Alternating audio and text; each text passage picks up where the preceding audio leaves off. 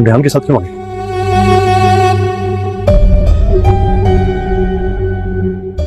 जब वहां से तो मुझे पता चला कि तुम जा चुकी हो।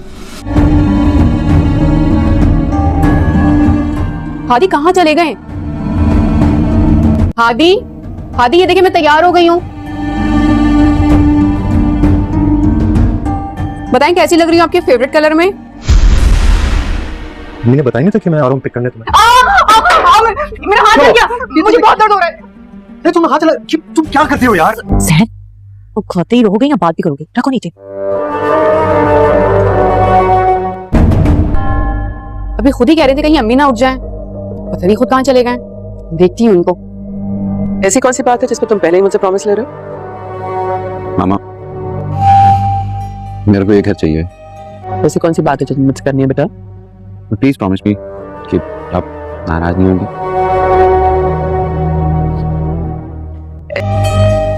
प्लीज एक घर इसके नाम करते हैं please. Out of your mind.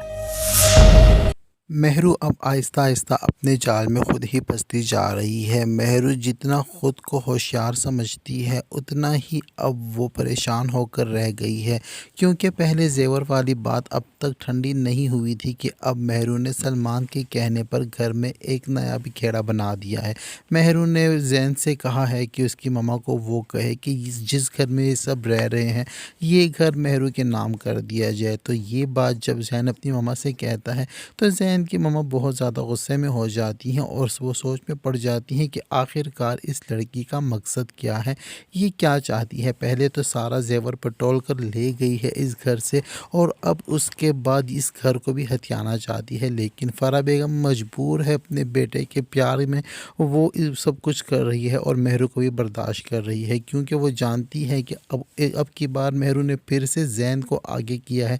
अगर उसकी माँ इनकार कर देती हैं तो जैन फिर से खुद को नुकसान पहुंचाने की कोशिश करेगा और ज़िद यही करेगा कि इसकी बात मान ली जाए और मेहरू की खुशी की खातिर ये घर मेहरू के नाम कर दिया जाए।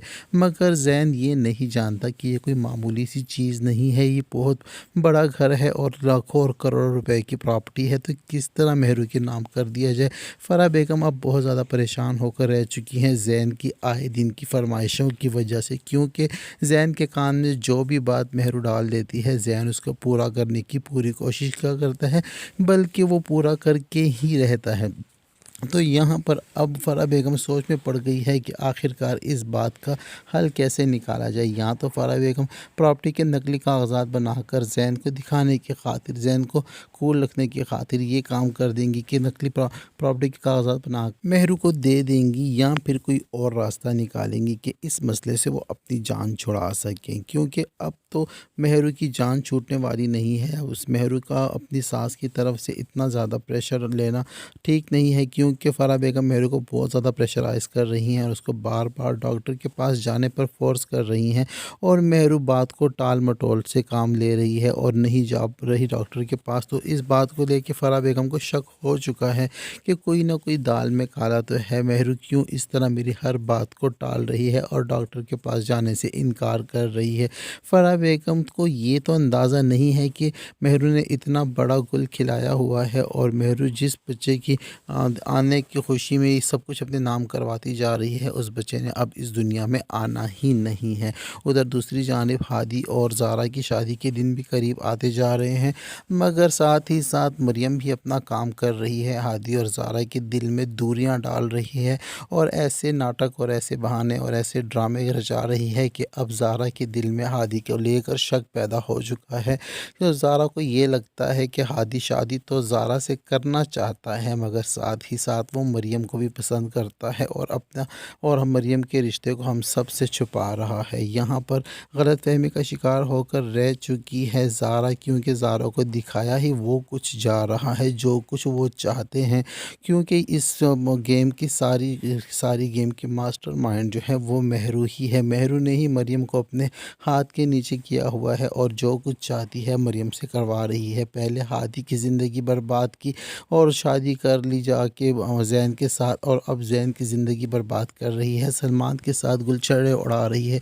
और जबकि हाँ, ज़ारा को खुशी उसकी मिल चुकी है, ज़ारा अपने बाबा के पास जा चुकी है और अब उसकी खुशी भी उससे बर्दाश्त नहीं हो रही, तो अब ज़ारा और हादी के बीच में भी दूरियां डाल रही है महरू न जाने क्या चाहती है। महरू की लालच और मक्कारी की तो इंतहा होने का नाम ही नहीं ले रही। महरू सब कुछ बल्कि पूरी दुनिया को बेवकूफ़ बनाए हुए है, लेकिन महरू बड़ी चालाकी से खुद बच जाती है। सब व्यूवर्स को यही इंतज़ार है कि आखिरकार महरू का पोल कब खुलेगा और महरू कब फंसेगी अपने ही इस जाल में, और महरू का जो घिनौना चेहरा है वो सबके सामने कब आएगा। तो कौन कौन इस बात का इंतज़ार कर रहा है, कमेंट सेक्शन में अपनी राय का इजहार ज़रूर कीजिए। तो ये सब कुछ होने जा रहा है ड्रामा सीरियल मफाद परस के आने वाले एपिसोड में। वीडियो पसंद आए तो वीडियो को लाइक और हमारे चैनल खान ड्रामा रिव्यू को सब्सक्राइब करना हरगिज़ ना भूलें। साथ ही साथ बेल आइकन को भी दबा दें ताकि हमारी नई आने वाली वीडियो का नोटिफिकेशन सबसे पहले आप तक पहुंच सके। अब तक के लिए इतना ही, मिलते हैं नेक्स्ट वीडियो के साथ।